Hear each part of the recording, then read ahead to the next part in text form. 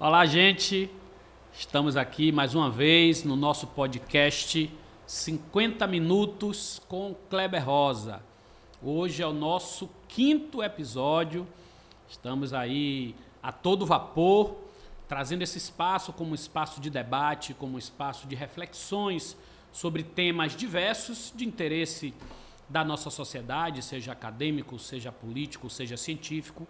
Aqui é o espaço onde nós vamos dialogar sobre todos esses temas. E hoje eu tenho aqui a oportunidade maravilhosa de conversar com a professora Adriana Marmori, reeleita recentemente reitora da nossa Universidade do Estado da Bahia, a UNEB. Professora Adriana, seja muito bem-vinda. Obrigado por estar aqui batendo esse papo comigo. Eu que agradeço o convite, Kleber, e estar aqui com vocês nessa semana que a gente comemora o Dia dos Professores e das Professoras. É importante falar um pouco de educação. À disposição de vocês. Que ótimo. Privilégio meu poder bater esse papo com a professora Adriana. Então, vou aqui ler um pouco aqui a mini bio da professora Adriana. Adriana dos Santos Marmori Lima é professora pesquisadora e gestora pública com sólida trajetória dedicada à educação pública do nosso estado da Bahia. Graduada em Pedagogia pela Universidade do Estado da Bahia, pela UNEB, campus de Barreiras, possui especialização em alfabetização e em informática educativa pela Universidade Estadual de Feira de Santana, a UFS. Mestra em Educação e Contemporaneidade também pela UNEB, e doutora pelo Programa Multidisciplinar de Difusão do Conhecimento, em parceria entre UFBA, UNEB, IFBA e UFES. Servidora docente da UNEB, Adriana Marmori exerceu diversas funções de liderança acadêmica e administrativa, entre elas a direção do Departamento de Ciências Humanas do Campus 9, em Barreiras, e a chefia de gabinete da Secretaria de Política para as Mulheres do Estado da Bahia. Também foi pró-reitora de extensão da UNEB e vice-presidenta do Fórum Nacional de Pró-reitores de Extensão, com destacada atuação na promoção da universidade pública como agente de transformação social. Em 2022, foi eleita reitora da Universidade do Estado da Bahia para o quadriênio 2022-2025 e, recentemente, semana passada, foi reeleita, reconduzida ao cargo de reitora da nossa Universidade do Estado da Bahia, onde vai cumprir, a partir do ano que vem, mais um mandato de 4 anos, professora. Queria que a senhora começasse falando um pouco sobre os grandes desafios de estar à frente de uma universidade multicamp, uma universidade verdadeiramente estadual, porque está em todos os territórios, diversos municípios da nossa Bahia. É uma universidade gigante que nos orgulha a todos como baiano, como estar à frente nos próximos 4 anos, quais são as perspectivas aí de grandes desafios? Sim, primeiro a UNEB me move desde o início da minha trajetória profissional, porque foi na UNEB que eu fiz o curso de pedagogia. E comecei a perceber a importância dessa universidade, que é interiorizada. Bate à porta de cada família da Bahia, chegando, com a educação superior. Aí eu venho para a UNEB como docente dessa instituição, fui eleita diretora e começo a perceber que a UNEB ela não é só Barreiras. A multicampia ela perpassa todo o território da Bahia. E desse lugar de pró-reitora de extensão, vice-reitora que fui e agora reitora, eu percebo que a UNEB ela é fantástica do ponto de vista da estrutura, que é uma universidade que é capilarizada, mas mais que isso, essa forma de chegar a todos os lugares acaba trabalhando com a identidade de cada território, que é muito própria, é muito singular. Então, os desafios de administrar essa grande universidade são inúmeros. Tá? Primeiro, porque a parte geográfica já nos traz uma dimensão de chegar a cada lugar da UNEB. Nós temos campi que são a 900 quilômetros de distância de Salvador e são 27 cidades. Tá? Então, isso é a primeira, eu diria, o primeiro grande desafio. É você estar junto com a gestão em todos os lugares. São 27. Né? Esse é o grande desafio. Mas o segundo grande desafio é você fazer um processo de gestão acadêmica que seja uma gestão democrática, com escuta, com participação popular de todas as pessoas que compõem a universidade nessa dimensão da multicampia. e a gente tem insistido nisso, e foi muito bom a primeira gestão e a segunda com perspectiva de continuidade assim. O terceiro grande desafio é a questão financeira orçamentária. Como é que a gente chega com o orçamento público a garantir a estrutura física, as dinâmicas da gestão acadêmica, com os encontros, os eventos, e a realização do que é ser universidade pública em todos os lugares, com um orçamento que é único para todos os campi. Tá? Eu diria que ainda temos um quarto grande desafio, que é ser entendida enquanto universidade de toda a Bahia, enquanto universidade que é estratégica, que contribui para o desenvolvimento do Estado, né? Que o que se faz dentro da universidade é uma produção de ciência que é reconhecida, que é de excelência, e isso a gente precisa estar pautando sempre, para que a sociedade também defenda e esteja junto da universidade pública, que é a UNEB. São muitos outros desafios a cumprir desse lugar de gestão, mas eu sempre digo, eu não faço nada sozinha como reitora, tenho a vice-reitora junto comigo, tem todo um grupo de gestão, tem os diretores e diretoras eleitos de cada departamento que compõe essa estrutura, administrando localmente. Tem a comunidade acadêmica que chega junto também, os estudantes, os professores e os técnicos, dando sugestões, pautando as questões que são relevantes para a universidade, e a gente vai conduzindo isso com muita escuta, muita dinâmica mesmo, de colocar a universidade pública como aquela que precisa ser respeitada por todas as pessoas, né, que compõem esse grande universo social da Bahia. Tá? É isso. Tá e afiada. muito molejo também, né? Tem uma professora que eu tive no doutorado da UFA que ela disse que há uma ciência que é próprio da ginga, da capoeira, do povo preto. E a gente tem que ter essa ginga para conseguir solucionar os problemas e avançar num projeto de gestão. Porque senão a gente fica muito no miudinho, na demanda corriqueira do dia a dia, e o que é perspectiva macro de lugar de universidade não pode ser deixado de lado. Então, é isso. Estou aqui à disposição para conduzir a universidade por mais 4 anos, junto com a comunidade acadêmica externa, porque também tem um desafio grande, que é a articulação interinstitucional, Bahia, nacional, internacional, que também faz parte, né, das responsabilidades de quem assume a reitoria. E é isso. Foi muito expressivo o resultado. 93,68% de aprovação dos votos válidos, né? Dentro de todo o processo político da universidade, ao longo dos anos, foi a eleição que teve mais votantes. E o interessante é que isso, num cenário de chapa única, onde as pessoas poderiam simplesmente não se interessar muito pelo voto, porque não iria alterar o resultado. Sim, chapa única, essa foi a nossa preocupação, né, das pessoas não irem às urnas, já está reeleita, não precisa firmar o voto. Mas nós fizemos um grande movimento durante a campanha, fomos aos 27 municípios, né, contando com Salvador, e o formato da campanha foi de audiência pública com a comunidade acadêmica externa, pensando a universidade, o que temos, o que a gente conseguiu avançar nos últimos anos e o que a gente espera dessa universidade para os próximos 4 anos de gestão e para o futuro, porque você não planeja a universidade só para 4 anos, você planeja a universidade para que ela se sustente e permaneça pública, gratuita, por muitos anos. Então, foi um movimento muito bom, porque a gente ouviu, né, com a linguagem própria, né, com a forma de acolher de cada cidade, e a gente traz agora tudo aquilo que foi coletado da comunidade acadêmica para a formatação do novo projeto. A tirar pelo resultado eleitoral e pela própria característica do que aconteceu, ou seja, a constituição de uma única chapa, uma chapa de reeleição, sendo que no processo anterior teve disputa, acho que com a professora... Teve três chapas. Né?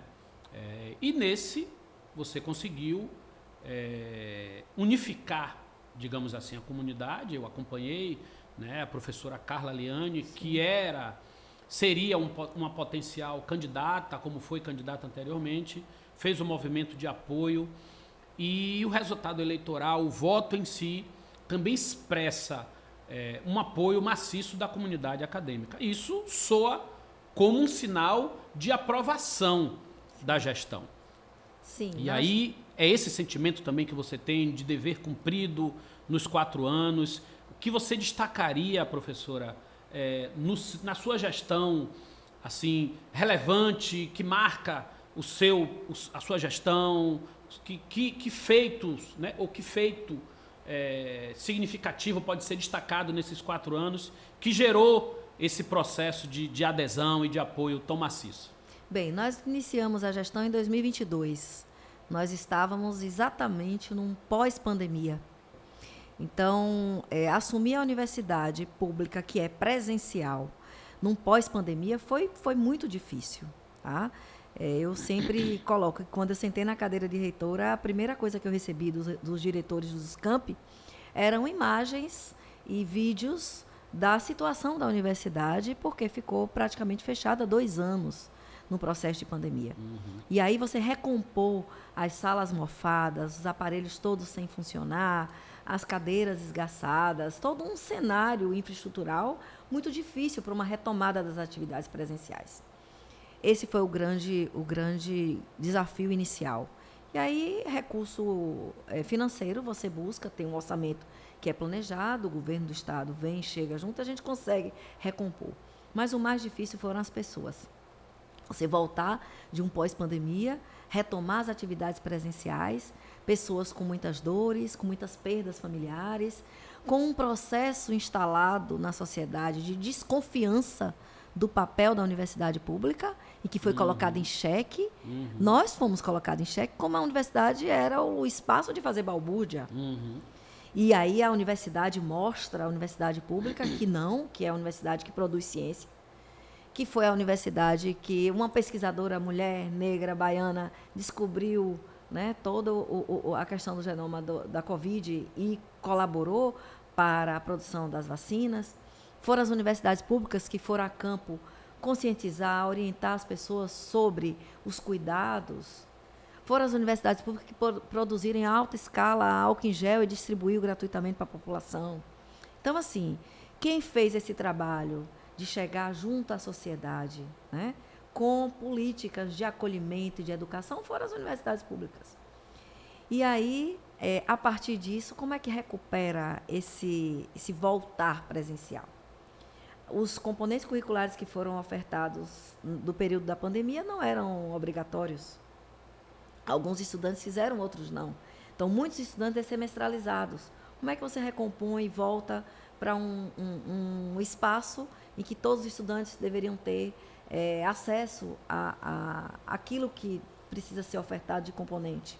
De certa forma, a gente pode dizer que a casa estava desarrumada, Totalmente. Né? Ou seja, não era uma situação onde se herdou uma gestão em condições de continuidade. Não. É necessário reorganizar tudo. Totalmente adversa a situação. Né? E aí nós fomos, aos poucos, né, orientando os diretores, recompondo o orçamento junto ao governo do estado, garantindo a situação infraestrutural, retornando às atividades presenciais, com muita discussão, com um comitê instalado, né, de segurança para ver como é que seria esse retorno, distanciamento, tudo aquilo que todos nós passamos para o início das atividades. E aí a gente chega a um grande desafio.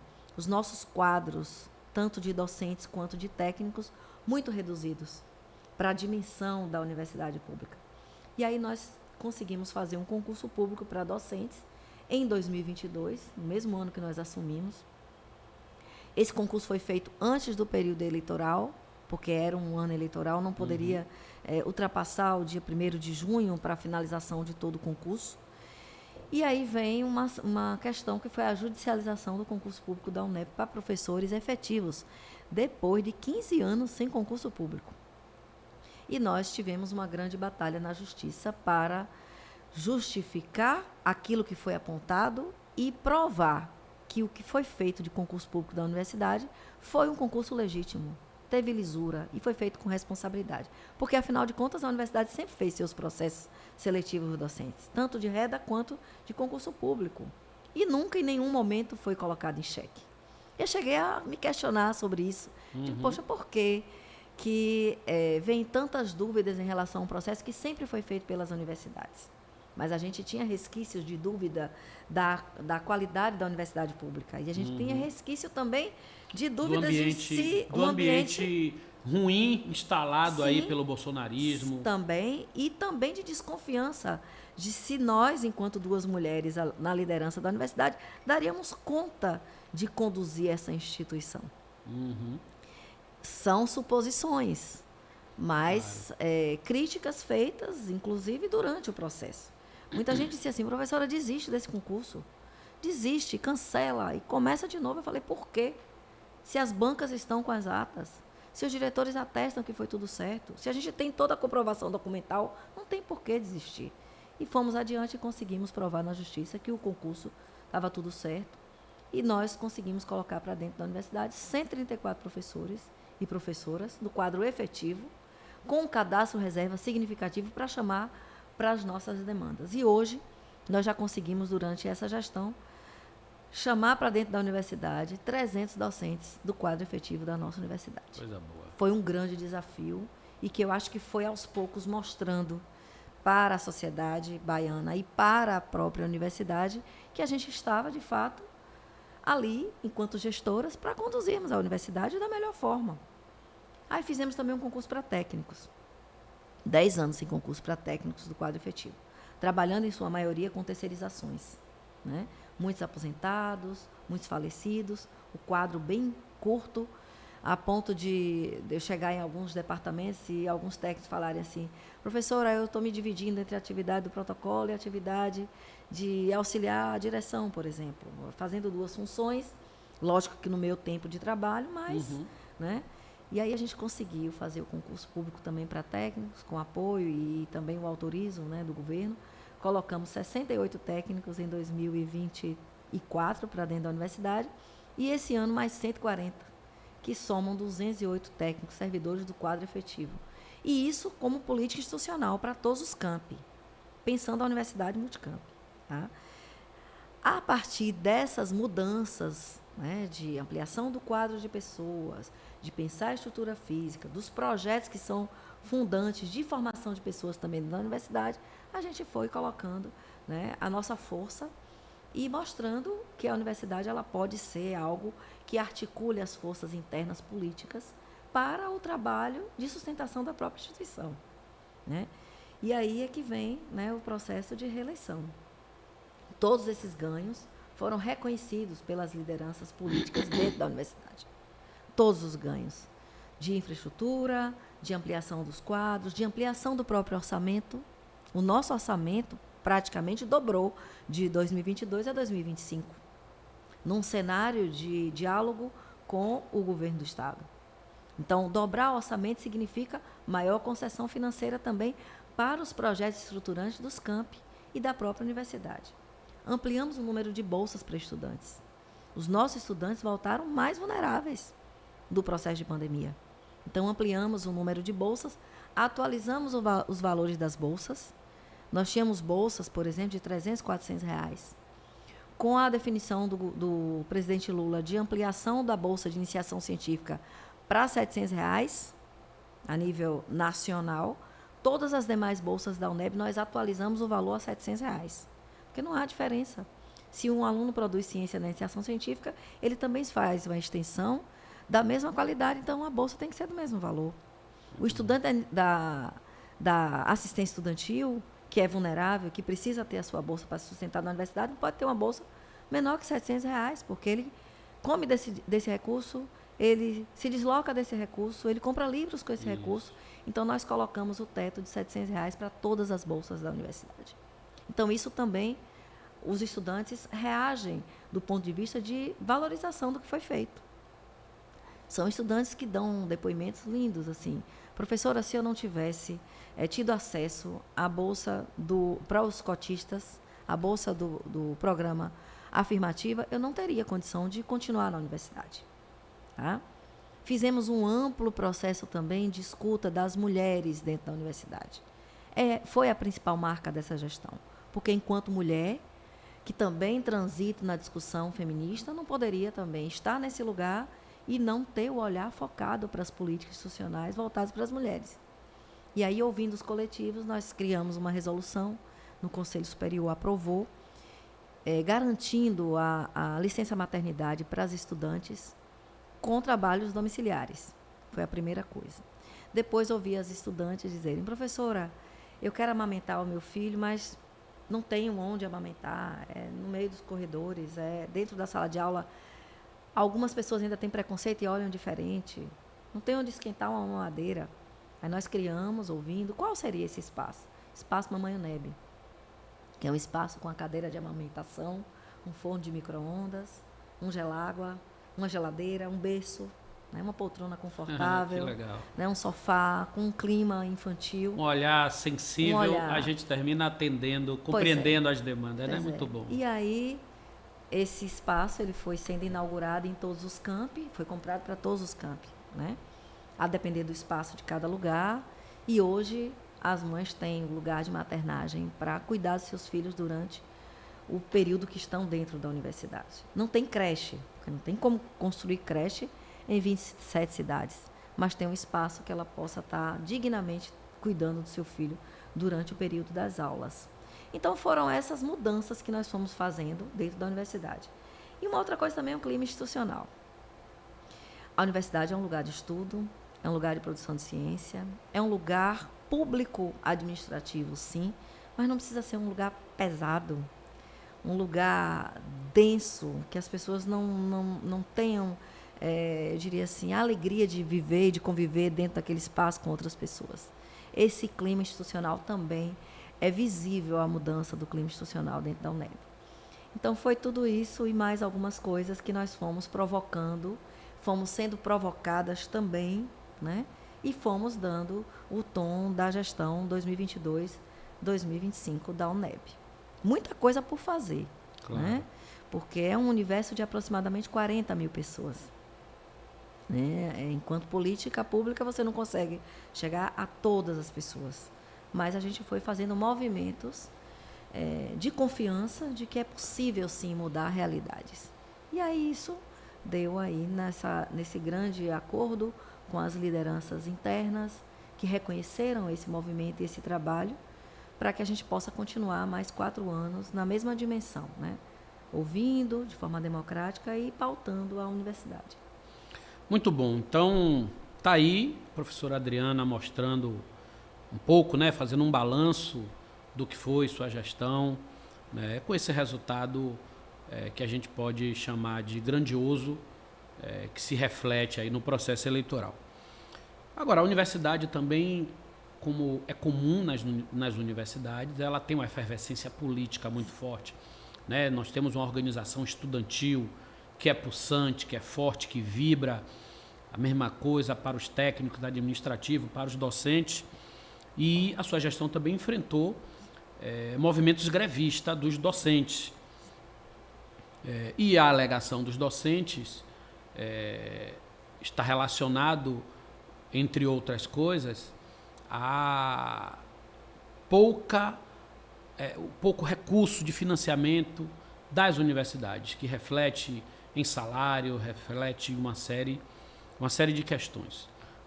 Eu queria que a senhora falasse um pouco sobre também essas questões desafiadoras, como conciliar, uma vez que o seu papel como gestora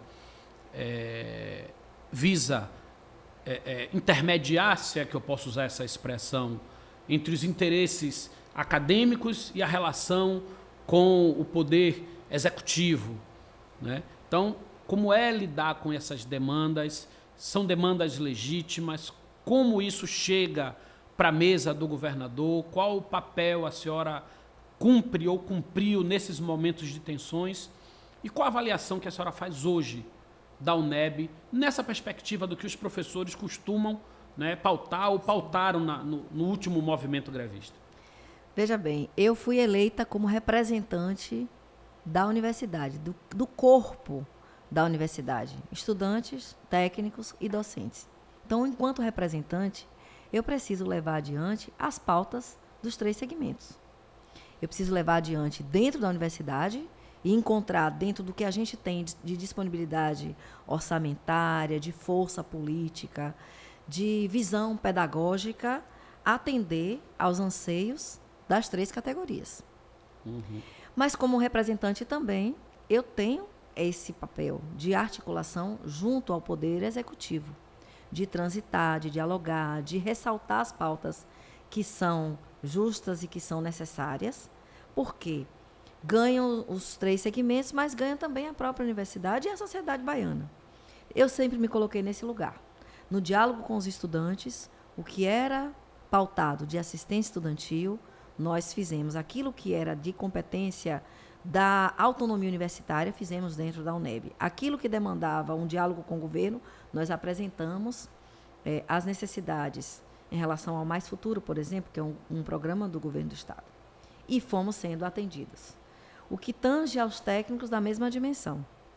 Aquilo que é pauta institucional, de valorização dos servidores técnicos, né, de verificação dos cargos de chefia por técnicos que são do quadro, de participação dos técnicos mais ativamente dentro dos editais da universidade, aqueles que têm formação em mestrado, doutorado, para produzir ciência também, para estar em coordenação de projetos, a gente foi atendendo internamente. Mas tem questões que são questões que perpassam aprovação de leis junto à Assembleia Legislativa e promulgação de lei pelo Poder Executivo. A isso a gente intermedia no sentido de mostrar a relevância. Mas o sindicato dialoga em mesas de negociação direto com o governo. Da mesma coisa dos docentes. Os docentes também têm pautas que são exclusivas de sindicato, que a gente assume e a gente chega com respostas dentro do que é institucional, sim, mas tem pautas que são mudanças de legislação e que a gente também ressalta a relevância. Por exemplo, dos docentes. Dentro da Universidade do Estado da Bahia, nós temos 2 processos, que são as progressões e as promoções. As progressões, elas são automáticas. Mas na Universidade do Estado da Bahia, como o número de professores é um número grande, as promoções elas vão entrando numa chamada fila, porque depende do orçamento. Então, essas promoções elas foram realizadas todas, de 2022 a 2025. Quando nós entramos, em 23, nós conseguimos com o governo do Estado, na negociação e através também do sindicato, da DUNEB, zerar a fila das promoções, que são aquelas de que você avança na carreira.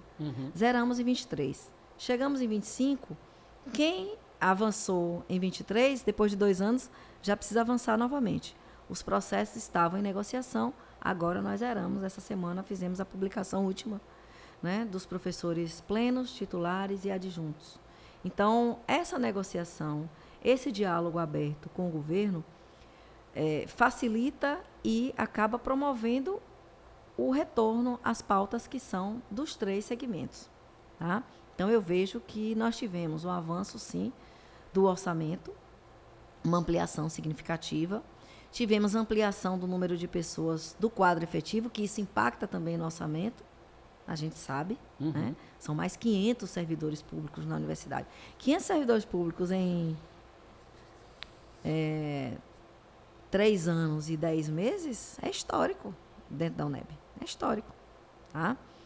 E outras pautas, como, por exemplo, nós somos uma universidade interiorizada, com itinerância docente. Os professores também se deslocam para dar aula em outros campi, para cobrir, né, os componentes que precisam, e nós conseguimos aprovar dentro da universidade, pela autonomia, o pró-itinerância, que era uma pauta do sindicato docente. Tá? E hoje os professores que transitam para aulas em outros campi, diferente dos que eles estão lotados e que eles estão morando, eles recebem, né, o suporte para essa itinerância. Então, são questões dialogadas, porque tem questões que eu, enquanto gestora, posso e devo encaminhar internamente, mas tem questões que eu entro como articulação e diálogo, mas que são pautas eminentemente assumidas na mesa de negociação pelos sindicatos. Isso. Então, eu tenho uma tranquilidade para saber o que é o papel da reitora em determinadas situações e o que é o papel, né, do sindicato em determinadas situações. A greve, na época, foi uma greve que as outras universidades retornaram e a UNEB não, porque a UNEB tinha uma pauta que era a única, que era a questão da mobilidade, da itinerância docente, que as outras não são multicamp e não tinham a mesma pauta. E aí, quando a gente assumiu e a gente fez o programa interno junto com os professores, aí retornaram do processo de greve também com a mesa de negociação com o governo de outras pautas. Tá? Mas o direito de greve é um direito constitucional. Eu sou docente também filiada à ADUNEB, né? Então, transitando em 2 lugares, mas sabendo qual é o meu lugar enquanto gestora nesse processo de debate durante o período de greve. Tem uma questão que envolve os estudantes, e eu posso falar porque eu militei como estudante na universidade e era algo que me tocava muito, que é a questão das condições de se manter na universidade, né? A política de permanência. Então, eu fui estudante da UNEB, mas fui estudante da UFBA também, e na Universidade Federal eu tinha a Bolsa Alimentação.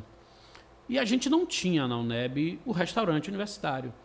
Eu, inclusive, terminei meu mestrado em 2022, e, se eu não me engano, ainda não tinha o restaurante. E hoje a gente tem um restaurante universitário aqui no campus do Cabula, né? Então, isso também é algo que é resultado da sua gestão. Como é que você avalia o impacto da política de permanência? Isso já é visível, já é sentido pelos estudantes, já tem reflexos na estatística de evasão. Como é que está essa questão da permanência? Porque a gente tem uma universidade, a UNEB, é bom destacar, a UNEB foi uma das primeiras universidades brasileiras a adotar a política de cotas raciais.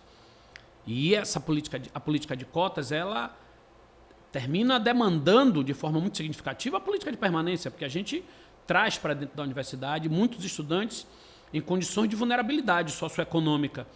Então, o acesso à universidade não é garantia de permanência. Então, a política de assistência estudantil, ela é acoplada, inevitavelmente, a uma política de acesso que seja séria, que de fato queira garantir o percurso formativo dos nossos estudantes. Então, eu queria que a senhora falasse um pouco sobre a política de permanência dos estudantes durante esses últimos 4 anos, se é um impacto significativo, como os estudantes veem essa política. Veja bem, a UNEB hoje, eu diria que teve um avanço significativo em relação às políticas de assistência estudantil. Nós iniciamos, quando eu era pró-reitora de extensão, em 2007. 2007, nós não tínhamos uma política definida, institucional. O estudante precisava de uma passagem, batia na porta da pró-reitoria de extensão. O estudante que estava com necessidade de alimentação, batia na porta do diretor, o diretor organizava uma forma daquele estudante ter a sua sustentação. Então, de 2007 para cá, nós já podemos avaliar um avanço significativo. O primeiro documento institucional foi feito ouvindo os estudantes dos diferentes campos. Foi criado o PAI, Programa de Assistência Estudantil, PAI com E, que era vinculado à Pró-Reitoria de Extensão. Uhum. De lá veio a sugestão da Pró-Reitoria de Assistência, que foi criada, né? E a Pró-Reitoria de Assistência começou a administrar esse programa PAI, que consistia em pagamento de passagens para participação em eventos, pagamento de bolsa, era R$100 para o estudante permanecer na universidade, e algumas residências universitárias. Hoje nós temos, como política institucional, organizado pela Pró-Reitoria, mais de 30 residências universitárias, porque a gente conta nos campi. Dessas 30 residências, somamos 700 estudantes residentes. Imagine que cada cidade que você vai, os estudantes são das cidades circunvizinhas e que, se não tivesse a residência, não teria condição de permanecerem estudando na UNEB. Todos os nossos residentes hoje têm uma bolsa de R$700, mesmo sendo residentes. Porque naquela época era só a residência para ter um lugar para dormir, um lugar para se fixar. Hoje, todos os residentes têm a bolsa de R$700. Para que ele se desloque para a universidade e ele tenha o alimento. Fizemos um levantamento durante o pós-pandemia, quando nós criamos a Bolsa, que mesmo tendo a Bolsa, muitos estudantes Eu fui a algumas residências. E eu chegava e à noite, às vezes não tem uma panela chiando nessa casa. O que é isso? Vocês vão comer o quê de noite? Não, professora, a gente vai ver, vai fazer, tem alguma coisa aqui e tal. Alguns as famílias mandavam alimento, outros não. A gente tem que criar alguma coisa institucional. E hoje nós entregamos cestas básicas correspondentes ao número de estudantes residentes, além da bolsa que eles têm. Porque o propósito é que ele se mantenha dentro da universidade até a conclusão dos seus cursos. Então, a residência com a bolsa.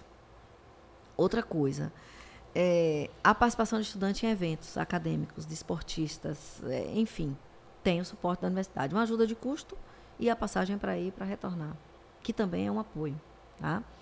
Auxílio emergencial. Se um estudante perdeu o emprego, se um estudante não tem como se manter na universidade durante um período, ele dá entrada com o pedido de auxílio emergencial e a gente chega, porque é um programa institucional, e a gente colabora para que ele consiga, né, sair desse período difícil da vida dele ou dela.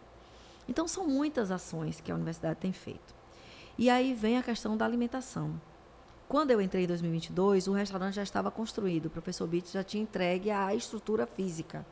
O restaurante, né, estrutura física. Só que ele não tinha aberto as portas. Então, nós tivemos que fazer todo um trabalho em 22 e 23 para refazer espaços físicos, portas, por exemplo, para caber o fogão industrial lá dentro. Né?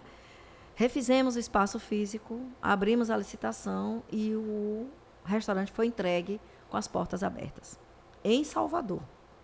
Então, hoje, nós temos 700 estudantes do CAD Único que têm alimentação totalmente isenta. Ele se identifica, ele tem um cadastro, ele faz o café, o almoço e a janta.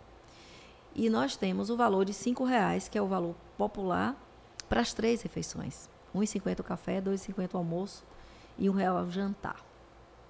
Fora isso, se não é um estudante da UNEB e é um estudante que vai até o restaurante, ele paga em torno de R$9 uma alimentação. Então, o nosso restaurante é um restaurante escola, porque tem o curso de nutrição e lá dentro os estudantes também fazem os seus estágios e se organizam, né? E tem dado muito certo aqui em Salvador. E aí nós fizemos um teste.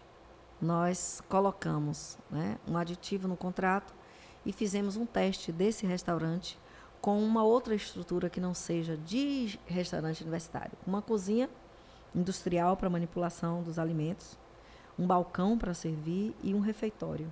E deu certo. Então, esse teste, nós criamos um programa e agora, a partir de 2026, nós vamos expandir para todos os campos da UNEB, que é o espaço dentro de um grande programa de segurança alimentar, porque a gente convive com estudantes, mesmo com bolsa, muito vulneráveis, sem ter a estrutura devida de alimentação para continuar na universidade. Então, esse programa é algo que a gente está levando a cabo como o principal programa do início da próxima gestão, tá?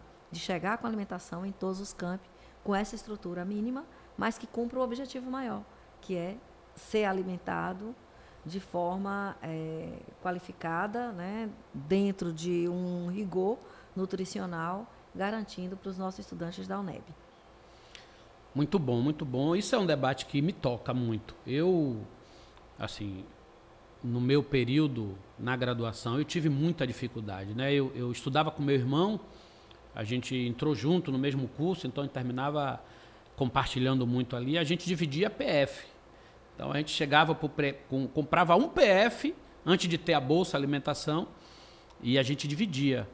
E nós fazíamos trajetos longos dentro do campus da UFBA, andando. A gente ia andando da faculdade de economia, que fica na Piedade, para o campus de Ondina, pela falta de transporte. Então, a garantia da assistência estudantil é fundamental e foi o que garantiu depois que a gente tivesse um conforto. Ele teve direito à moradia, foi morar na residência universitária, meu irmão, e eu tive direito à bolsa alimentação, foi o que garantiu que a gente conseguisse terminar, né, dar continuidade, na verdade, ao nosso processo formativo.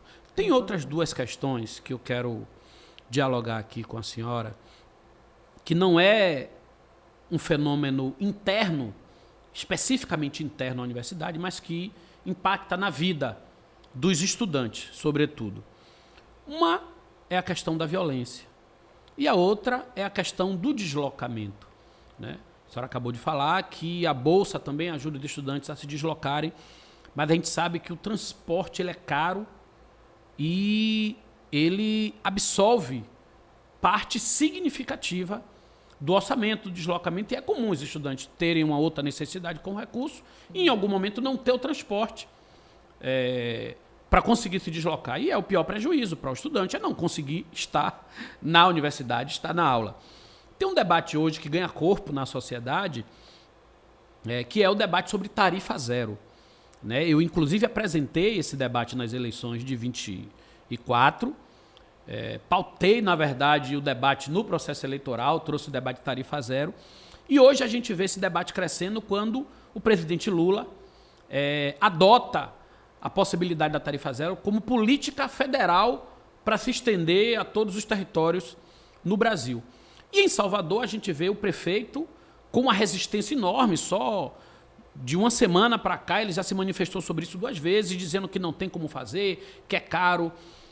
E aí a pergunta que eu quero fazer primeiro é fato que o deslocamento para o estudante ele é um problema que está posto. Que papel a universidade pode cumprir nesse debate que é de interesse da sociedade como um todo, impacta de forma significativa, né, ao seu corpo discente, e desafia a universidade a mostrar o seu papel como um instrumento a serviço da sociedade. Então, muito se fala, o próprio prefeito, nas suas resistências, ele se fala que vai tirar o dinheiro de onde? E nós sabemos de diversas possibilidades. Que papel a universidade, o que é que falta para a universidade assumir esse debate a partir dos seus estudos técnicos, né? Nós temos estudos diversos na universidade sobre arquitetura, urbanismo, enfim, todos esses temas que envolvem a urbanização, as dinâmicas e desafios dos grandes centros urbanos. Temos técnicos, temos professores que dedicam a vida a esses estudos. O que é que falta para a UNEB, para a universidade, assumir esses grandes temas de interesse geral e contribuir, né, com proposta, com estudos que fundamentem a adoção dessas políticas? Ok, não falta nada para a universidade. Nós somos universidade pública. A universidade ela está para a produção de ciência, para o debate, para a reflexão crítica da realidade. Então, assim, a UNEB sempre se engaja, sempre se engajou, sempre puxou os debates e sempre se posicionou, tá? Nós temos pessoas da UNEB, professores, técnicos, em diferentes conselhos municipais, na Bahia toda. Quando eu falo Bahia toda, é porque a UNEB é a Bahia toda. Nos conselhos estaduais também. E desses espaços de conselho, a universidade se posiciona. O amplo debate dentro da UNEB a gente também tem feito, tá? Eu me somo a vocês, né, na defesa da tarifa zero. Eu acho que em outros países do mundo já deram mostra de que o estudante ele tem um papel importante quando ele está em um processo formativo e vai voltar contribuindo com a sociedade. Então, um estudo que mostre quantos estudantes da universidade se deslocam e quais os tempos, a gente pode apontar isso, né? E o que a gente tem hoje, em vários municípios, muitos prefeitos de outras cidades colocam ônibus para os estudantes se deslocarem, para irem e voltarem para a UNEB. Tem vários municípios que fazem isso, tá? Internamente, a UNEB também, nós conseguimos comprar mais de 18 vans de 17 lugares, estão disponíveis nos campi da universidade, para que possa levar, pelo menos no turno da noite, os estudantes para o ponto de ônibus ou para o ponto de metrô, no caso aqui em Salvador, para contribuir com essa coisa do deslocamento e evitar, né, que aconteça alguma coisa com o nosso estudante no período de retorno, certo? Mas é um debate que a gente precisa aprofundar para todas as cidades. Nós temos cidades da UNEB hoje que não tem um ônibus circular. Não existe empresa de ônibus circular. E os estudantes vão com carona solidária, vão a partir, né, vão andando alguns, tá? E em alguns lugares nós colocamos nós justificamos e colocamos a necessidade de um transporte que leve o estudante dos bairros periféricos para a instituição. Tá? Então, o transporte é algo que a gente tem que debater mais, tem que consolidar propostas, né? E fazer com essas propostas em todos os lugares. Mas eu fico aqui enquanto posição mesmo de defesa da tarifa zero, porque não são muitos estudantes, se a gente for colocar no debate, considerando a relevância da ida e da vinda desse estudante para um espaço de educação. Para um espaço de educação. E que depois esse estudante ele também vai estar contribuindo com a sociedade em que ele está vivenciando, né? Enfim. A senhora terminou falando de um outro tema que termina imbricado aí, né? Que é a questão da segurança. Da segurança. A gente tem o campus aqui de Salvador, que é onde funciona a administração da UNEB, a reitoria. E a UNEB, ela está na periferia de Salvador. Sim. Né? Ela está situada no Cabula, que é uma região da periferia de Salvador.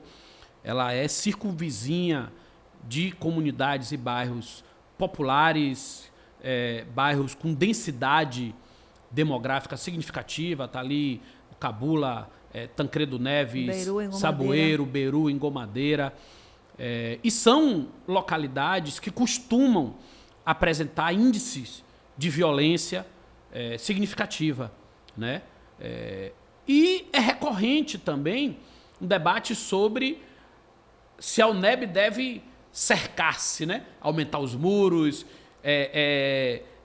aumentar ali a sua proteção em relação à Engomadeira, que é o seu bairro vizinho.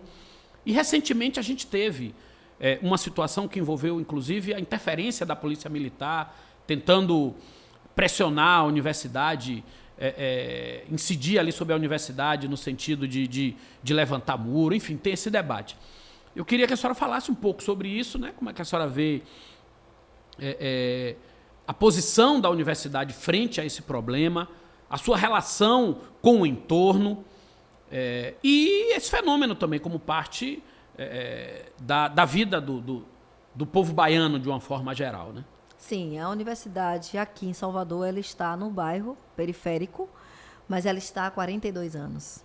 E quando você se assenta em um espaço, em um território identitário que é o Cabula, você cria raízes, cria relações de confiança das pessoas que moram na comunidade, do entorno, com a universidade. A universidade é um espaço público, circulam dentro da universidade pessoas dos diferentes bairros para fazerem suas caminhadas, para fazerem suas atividades físicas, para participarem de projetos de extensão. E, internamente, nós criamos um coletivo de discussão sobre segurança no Cabula.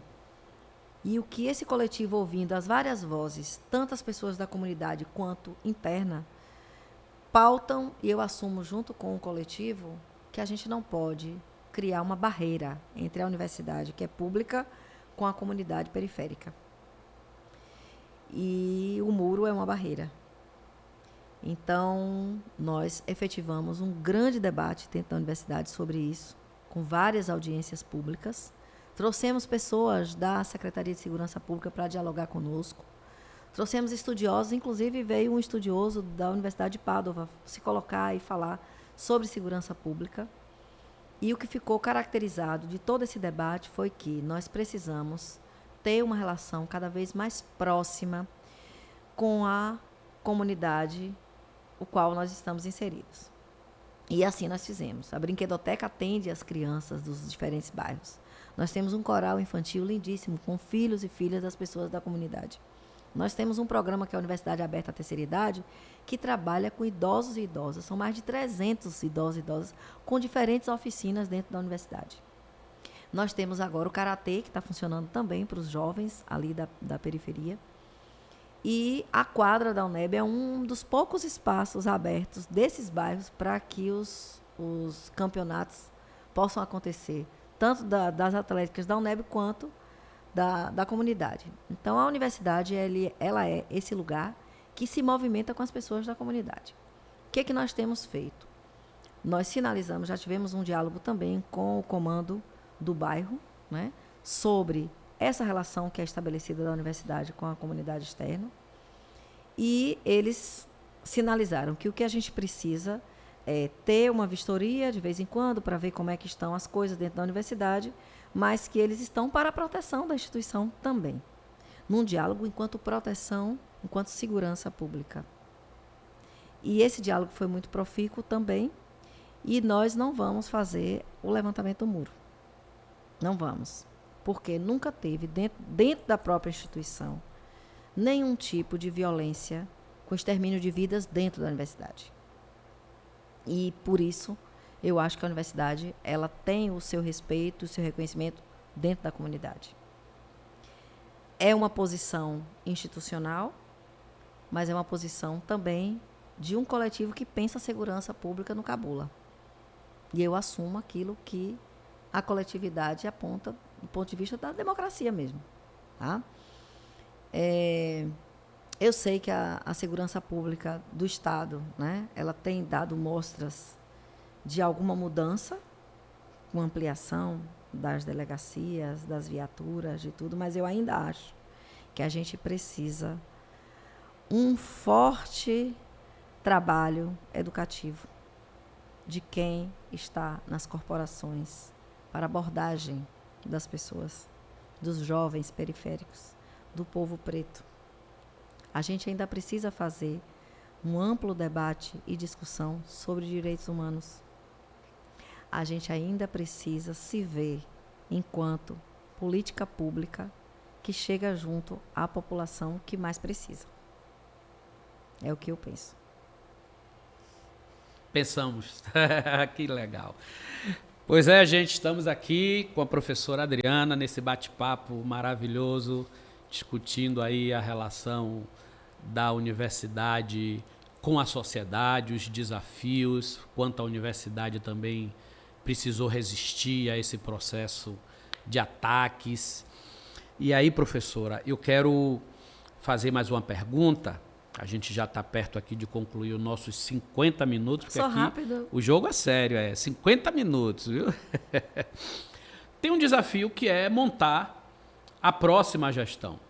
A sua gestão até aqui, ela tinha uma característica de expressar um grupo que te apoiou, que te conduziu ao reitorado frente a uma disputa eleitoral anterior. Agora isso se ampliou, né?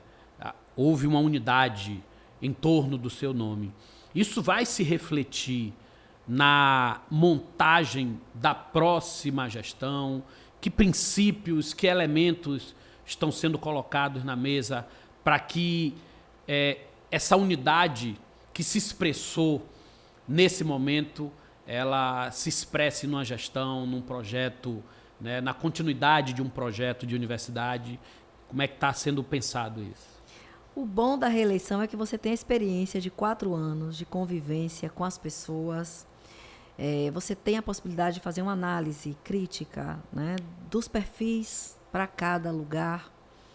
Você consegue observar o que se colocou enquanto o que foi projetado e o que foi entregue do ponto de vista administrativo também.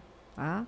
Então, agora é sentar, verificar os avanços, aquilo que precisa se fazer a partir da escuta que foi feita em todos os campi e definir perfis, né? Eu acho que a segunda gestão ela traz uma outra lógica, que é o perfil para a conclusão daquilo que a gente coloca enquanto projeto de universidade em cada lugar onde a universidade precisa atuar. Seja nas ações afirmativas, seja na graduação, na pós-graduação, que se interiorizou. A nossa pós-graduação hoje está 61% dos cursos de pós-graduação, mestrado e doutorado no interior. Tá? Do ponto de vista do que a gente precisa de assistência estudantil, da gestão de pessoas, que é uma pró-reitoria estratégica importante, que lida com os nossos servidores públicos. Tá? A pró-reitoria de planejamento, quem agrega para fazer o planejamento participativo e colocar ali o que a gente precisa em termos orçamentários e financeiros. Então, há um conjunto de pessoas que fazem parte, sim, do meu grupo de gestão, que vai até 2025, 31 de dezembro de 2025, com avaliação para a gente reconfigurar para o próximo pleito, que será 26, 29, 20, 2026, 2029, com perspectiva, sim, de agregar novos nomes, novas pessoas e que possam trazer uma oxigenada em alguns espaços da gestão da nossa universidade. Maravilha. Bom, vamos fazer agora uma dinâmica. Eu vou dizer os nomes de algumas pessoas, algumas figuras públicas aí do universo da vida política e social nossa. E eu queria uma opinião da senhora sobre esses nomes. Pode ser uma frase, pode ser uma palavra, pode ser uma consideração rápida sobre cada um desses nomes. Pegadinha agora. A pegadinha. Mas não tem casca de banana, não. Fique tranquila. Bom, primeiro nome, Jerônimo Rodrigues. Um grande gestor.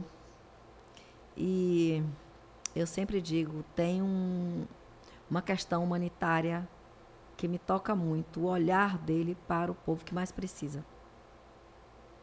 Alexandre de Moraes. Rapaz, gosto muito da postura daquele homem, viu? Firme, coerente e decisivo para o Brasil. Dilma Rousseff. Uma mulher que foi injustiçada, uma mulher que tem uma capacidade fantástica e que não é à toa que hoje ela está no BRICS fazendo a diferença e pautando para o Brasil e para o mundo o que é ser mulher na liderança. Michele Bolsonaro. Me reservo a fazer qualquer tipo de comentário. Não gosto. Muito bom. Vamos lá. Nosso Rui Costa. Ministro Rui Costa. Gestor estratégico, está num lugar importante para o Brasil, né? A confiança do presidente Lula. Bolsonaro. Rapaz, olha, quando eu falei de como a gente recebeu a universidade num pós-pandemia, né, eu vejo que Bolsonaro, ele veio dizer o que é. Tudo que a gente não gostaria de ter na política, tudo que a gente não gostaria de ter liderando nenhum espaço público, porque ele deu mostras de que a vida para ele não faz sentido, a vida de outras pessoas, e conviver com pessoas assim, eu não me vejo como. Bruno Reis. Um prefeito que chegou há pouco tempo, tenta se consolidar no cargo de prefeito, mas faz parte de um projeto político outro que não são os princípios que eu defendo. Respeito o trabalho que ele está fazendo onde ele está, mas poderíamos a Bahia ter lideranças com a cara da Bahia. Benjamin Netanyahu.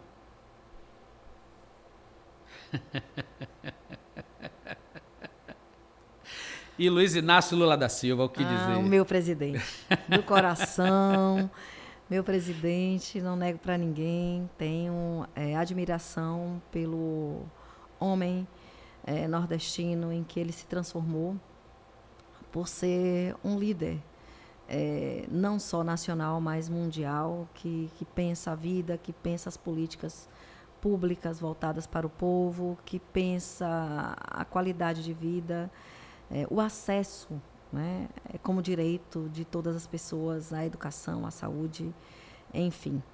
E que está numa idade avançada, mas que tem muito a contribuir com o Brasil e com o mundo, porque ele é uma liderança não só brasileira, ele é uma liderança internacional e um diplomata.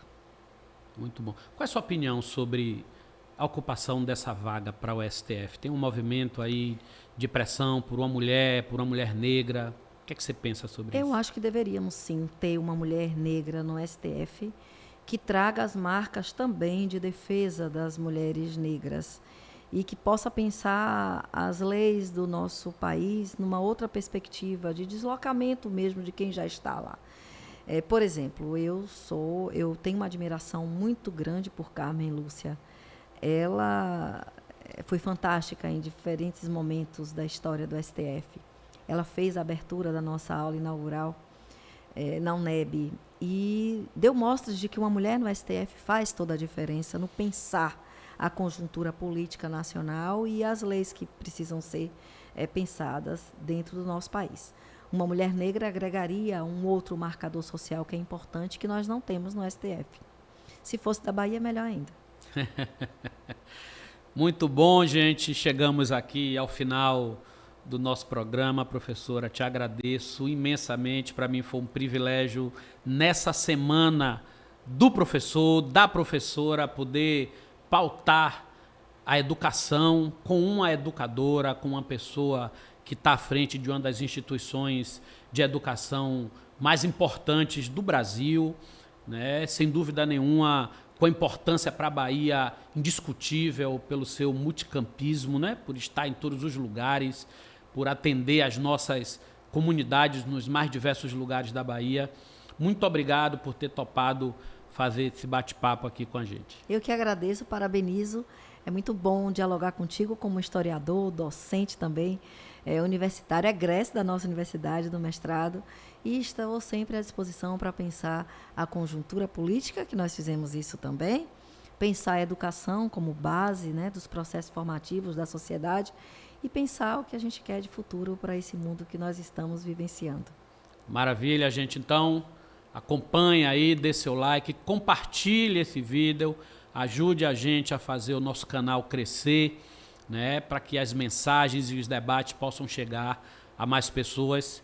E até o próximo 50 Minutos com Kleber Rosa.